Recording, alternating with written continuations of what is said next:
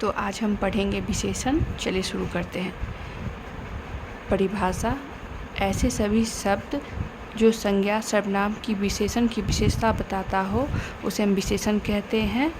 उदाहरण के लिए राम अच्छा विद्यार्थी है, इसका विशेषण क्या हुआ? विद्यार्थी एक संज्ञा बोलेंगे, इसका विशेषण क्या हुआ? अच्छा। विद्यार्थी कैसा है? अच्छा है। वे मूर्ख नहीं है, क्या नहीं है? मूर्ख नहीं है। तो ये विशेषण हो गया है, ठीक है। वे सर्वनाम हो गया। विशेषण के प्रकार: गुणवाचक, सर्वनामिक, संख्यावाचक और परिणामवाचक। संख्यावाचक के दो होते हैं, निश्चितता और एक अनिश्चितता। परिणाम के दो होते हैं, निश्चितता एक अनिश्चितता, दोनों के एक जैसे होते हैं।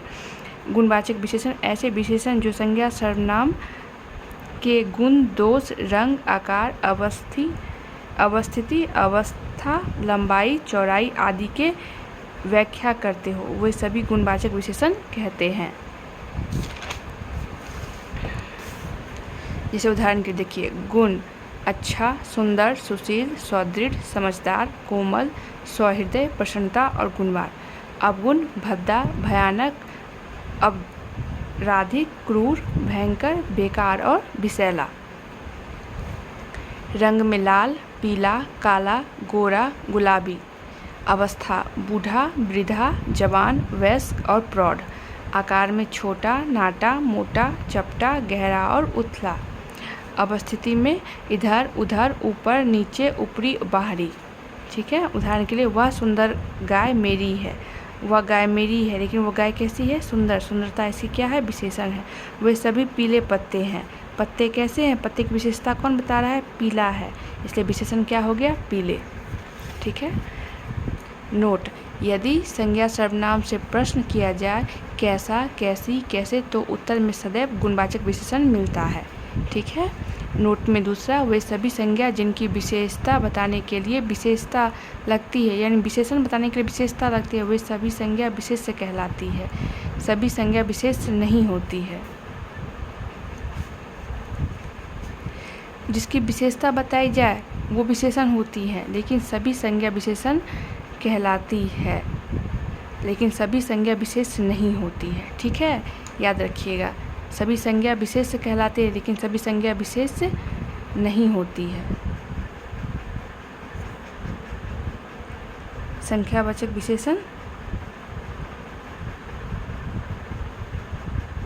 ऐसी सभी विशेषण जो संज्ञा सर्वनाम की संख्या को दर्शाता है उसे संख्यावाचक विशेषण कहते हैं। ये विशेषण केवल गणनात्मक बोधक संज्ञा के साथ ही लगते हैं। संख्यावाचक विशेषण: एक निश्चितवाचक संख्या विशेषण, एक अनिश्चितवाचक संख्यावाचक, ठीक है। विशेषण: निश्चितवाचक संख्या विशेषण में 4 प्रकार के होते हैं। संख्यावाचक पूर्ण विशेषण, प्रत्येक बोधक, क्रम बोधक और गुणात्मक बोधक। पहला देखते हैं संख्या या पूर्णांक बोधक। वे सभी विशेषण पूर्णांक जो संख्या को बताए। उदाहरण के लिए, 4 आदमी, 3 बच्चे, 100 लोग। प्रत्येक बोधक में जो प्रत्येक और हर एक का अर्थ दे, जैसे हर आदमी, प्रत्येक छात्र और हर एक मनुष्य, ठीक है। क्रम बोधक: एक विशेषण जो क्रम को दर्शाते, जैसे तीसरा आदमी, चौथा लड़का, छठा लड़का। गुणात्मक बोधक: यह समूह के बोधक को गुणात्मक बोधक दर्शाता है। उदाहरण के लिए, तीनों भाई, चारों लड़के, सैकड़ों लोग, ठीक है। अब पूर्णांक बोधक देखते हैं। पूर्णांक बोधक 2 प्रकार के, एक पूर्ण, एक अपूर्ण, जिसे दशमलव भी कहते हैं। जैसे पूर्ण में 2, 3, 4 और 5, और अपूर्ण में 2.3, 4.6, 5.4, 2.5, 3, 3.5 ऐसे कहते हैं। समूह बोधक या गुणात्मक बोधक: यह गुणा को समूह को दर्शाता है, या गुणा को या समूह को दर्शाता है। यह गुणात्मक बोधक या समूह बोधक कहलाते हैं, ठीक है। उदाहरण के लिए, वह तीनों भाई वहाँ उपस्थित हैं, वह चौगुने दाम बता रहा है, ठीक है। परिणाम बोधक विशेषण: ऐसे विशेषण जो किसी संज्ञा सर्वनाम की मात्रा को दर्शाता हो परिणामवाचक विशेषण कहते हैं। परिणामवाचक विशेषण 2 प्रकार के होते हैं, एक निश्चितवाचक परिणाम विशेषण, एक अनिश्चितवाचक परिणाम विशेषण, ठीक है। पहला 2 किलो दूध, 1 लीटर दूध, ये निश्चितवाचक विशेषण हुआ। अनिश्चितवाचक परिणामवाचक विशेषण: कुछ चावल और थोड़ा दूध। अब विशेषण की अवस्थाएं देख लेते हैं।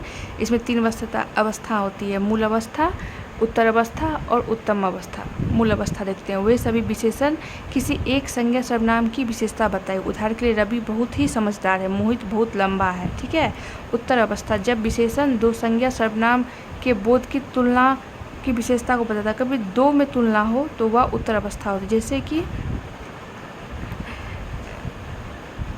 रोहित समर से अधिक प्रतिभाशील है, अमन सोहन से अधिक बलवान। दो में विशेषता बता रही है। अब उत्तम अवस्था देखते हैं।